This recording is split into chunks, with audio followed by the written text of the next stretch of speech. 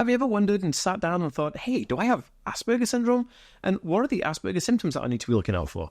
Well, it's more complex than that, but it's actually easy to understand, and let's get into it right now. So Asperger syndrome isn't like a disease or anything, okay? It's a neurological condition, part of the autism spectrum disorder, classed by the triad of impairments. These are all big words, but it's kind of basically saying, if you tick off 3 of these things, these major topics like communication issues, social skills, and learning difficulties in a certain area, then it's more likely you'll be on the spectrum somewhere because of X, Y, and Z that happens in your brain. Because we have neurological paths in our brain that form typically like this, but within autism, they form a little bit differently. And that causes different types of autism spectrum conditions. So that, in a nutshell, explains that Asperger syndrome isn't technically a disease or anything, so symptoms is an odd word to use, even though we still use it to kind of look for things, right? But it's more characteristics, traits, and the way a person is, or behavior type. I would love for you to leave a review for this video/podcast if you have anything to add, because it would really help me out on this channel and also help me learn and grow from your comments. So I'm going to break down 5 of the most interesting ones. Actually, the last one is probably the most impactful one, the one that it really impacts me the most, because I was diagnosed with Asperger syndrome, which is now just called Autism Spectrum Disorder, or ASD for short. But this impacted me massively in my life. And so number 5 is an interesting one, so make sure you stay to the end.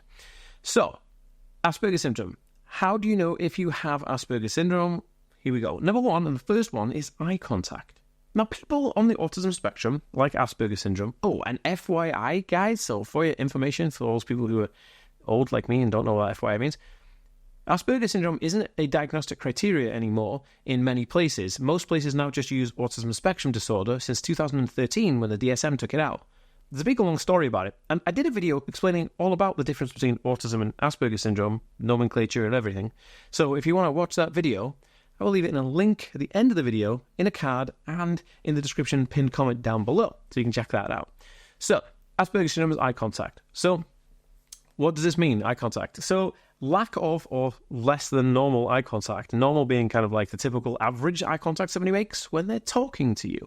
Because Asperger syndrome is part of the autism spectrum disorder, it means that you have social communication issues. How? Well, looking at somebody in the eyes is quite intense. It's a social communication tool that people use to look at somebody to make sure that they know they're talking directly to them. But people on the autism spectrum with Asperger syndrome will have difficulty looking in the eyes and maintaining that eye contact. Why? Because it's like looking into somebody's soul. Give this video a thumbs up if you've ever looked in somebody's eyes and you feel like they're draining the soul out of you. You're like, you feel naked and like, it's weird, right? And that's how I feel about it. And people on the autism spectrum feel the same. So rather than put up with an awkward social convention where you're having to stare somebody in the eyes really awkwardly, people on the autism spectrum, like Asperger syndrome, just won't look you in the eyes. They'll look past the eyes or just past you or on your forehead. And they won't look directly into your eyes. Even looking into the camera, for me, took a long time, and I've had to practice this. If you look at my first ever YouTube video, I'm not looking at the camera. I'm like this, stood this way, talking to sideways on the camera. So that's what the first one is. The second one is the love of routine. So number 2 is autism and routines. People on the autism spectrum with Asperger syndrome will love routines. And routines aren't things like, I mean, like, doing the same thing every day. What I mean is that they love the pattern of doing things repetitively that they are comfortable with. So it could be that they sit in the same spot on the couch to eat their breakfast. They wear the same type of clothes every single day. They watch the same TV show and they'll just rewind it and watch the same thing again. And those type of things are part of the autism spectrum where a person who is autistic with Asperger syndrome would technically find unfamiliar things very uncomfortable, right? And this lack of familiarity will be uncomfortable, and therefore having something comfortable, knowing what happens next, basically, is a routine, right? If you do the same thing, you know what happens next, so it's comfortable. You don't have to worry about it. Less worry, happier days, typical. So you'll see people who have Asperger syndrome who will like just eat the same thing for lunch every single day, or they'll wear the same kind of clothes, or they'll talk about the same things. And this is a huge giveaway for people on the autism spectrum, especially people who have Asperger syndrome, which is kind of like the lower support needs or higher functioning, we don't really use that term, autism. Okay, so number 3 is social issues. Now, this is probably one of the biggest ones. Not the biggest one, but a big one. And social issues are kind of like this. A person with Asperger syndrome, if you ask them in work, hey, Daryl, do you want to go out and grab some pizza after work?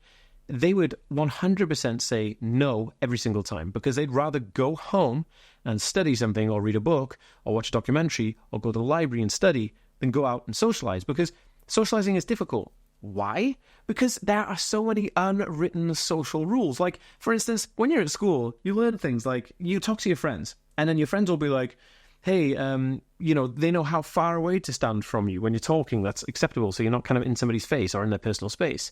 And these things are learned through social behavior because they're picked up on. But people with autism won't pick up on these things because they're so busy trying to manage their brain in the chaotic world of reality that it's not always easy to pick out the social conventions that people just take for granted, that they just learn. So autistic individuals will have a hard time being in social situations. I have a free Autism Life Hacks PDF book that you can download right now from autismtips.net. It's completely free. You can go there right now and download it. So they will retract from those. And plus, those places are busy, smelly, they're just difficult environments for an autistic person to be in. So they'd rather be at home in a comfortable, routine environment of learning or watching something that they already know. This is a comfy, cozy spot, and the autistic individual will thrive there. So yeah, if you know somebody who's autistic, they will definitely shy away and stay away from social situations most of the time. They will. Okay, so number 4 is sensory issues or sensory processing disorder. Now, SPD, or sensory processing disorder, is a condition that is diagnosed with autism. Now, until now, I don't think you can have a separate diagnosis of sensory processing disorder, which we'll get into what that is in a minute. It has to come comorbidly or co-occurring, basically means alongside with autism. And the reason for that, and just by the way, guys, if you're enjoying this video and you want to learn more from me, my name is Dan and I have autism and ADHD. So I make weekly videos all like this. So just hit the subscribe button down below to watch more videos like this. Okay, so it means that if you have sensory processing disorder, you have to be in the autism spectrum, right? Makes sense because you can't have it independently diagnosed, so it has to be with, comorbid, alongside with autism. And what this means is you will have aversions. You could be hyper or hyposensitive to certain things. Like a hypersensitive to taste would be if you taste something that's slightly spicy, like a KFC chicken wing or something, then you could find that intensely spicy. But somebody who's hyposensitive to it could just drink hot sauce from the bottle because they're hyposensitive to it. So it could be one of the two. And so this happens with everything. It could be smells trigger you, or the lighting is too bright and that triggers you, or sounds trigger you, like too much sounds. Like if, you've been in that position where you're in a party and you're trying to talk to somebody and there's everybody else is talking around you and you're like, I have no idea what this person's saying because I'm focusing on the conversation over here, right? Give this video a thumbs up if you've had this experience. I'm calling you out right now. Drop me a comment if I just called you out. That is because there's too many things going on. Your senses are overwhelmed. Well, an autistic person, a person with Asperger syndrome, will have this sensation and this feeling all the time. This is their number one, just constantly feeling this. So it's not a question of being in a crowded place or a party. It's all the time when you're trying to talk to them, they'll have this issue with sensory issues. And it could be anything. With clothing, they might not like the tags on clothing and cut tags off t-shirts, and socks. The seams on socks may be really uncomfortable. There's all kinds of things that can really impact someone with Asperger's. One of the most interesting ones for me, and FYI, if you are the same, you have to leave me a comment. I've not met many people with autism who have the same issue. I get really hot. I'm always running hot. My body temperature is through the roof, right? And so if I'm doing anything like DIY or trying to hang a painting up or anything that takes me to just do a little bit more effort than just sitting down and walking around, I just start sweating and my body temperature just goes through the roof. So I'm having to do DIY in my underpants. So I'm sitting there doing shelves in my underpants and people will come over and be like, Dan, are you okay? Why are you in your underpants doing shelving? And I'm like, yeah, well, I get too hot. So I have a sensory issue with heat and cooling. It's crazy. It's absolutely crazy. But that's a true point. Okay, so number 5 I'm getting onto right now. This is probably one of the most interesting ones. This is communication issues. Now, people on the autism spectrum, especially people with Asperger syndrome, will have difficulties in communication. And it can't just be communicating verbal communication. Sometimes they may have speech delay, they may have speech impediments, they may have a different lexicon or a vocabulary that's quite superior to most people because, like many autistic individuals, I learned to speak by watching television, and many of it was American television. Now, I'm actually in the UK. I'm from the UK, born and raised here in the UK, but my accent is slightly Americanized, right? So if you've noticed that my accent is really odd, it's kind of transatlantic, it's because I learned to speak by watching television. So how does that transpose? Because autistic individuals have a mass difficulty in communicating with people because they have to go at the pace that the person is going, right? That makes sense. So somebody's talking at you, You kind of have to listen, digest what they're saying, understand what they're saying, know what you want to say back, and say it back to them within a very short time frame. And that's usually on the time frame of the person who's initiating that conversation or starting to talk to you. However, autistic individuals take longer than most people to do that whole circle. It's called alexithymia. So the whole cycle of communication can take a little bit longer, which means that autistic individuals will say the wrong things, not say anything at all, or totally not understand what you've said to them. It could be a list of things you said. I need you to go here, do this, do this, do this, this, and then they can't execute it. They can't get on with the task because they have no idea what you're talking about. This is very common.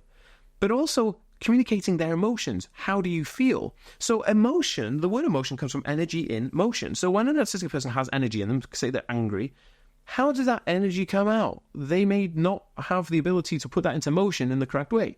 Or if an autistic person is bothered by something and they're just a little bit kind of like, how do you put that energy into motion? Sometimes it comes out as anger because it's the wrong motion for the energy. Because emotional intelligence is difficult to transpose into communicative language. And that is something that people on the autism spectrum struggle with the most. Me, it's by far one of the biggest things I struggle with. And then I guess, if you're struggling with this too, I actually teach a program called Chaos to Confidence in 90 Days. Now, if you're interested in joining my program, there's limited space available, but I'll leave a link in the description down below and in the pinned comment, so you can click on that and go through to check out my program. But it's where I train you kind of like in a group setting every week for 90 days, and it's very good. And anyway, the whole thing is to get you to be more confident, which is what I had to learn independently on my own in a situation.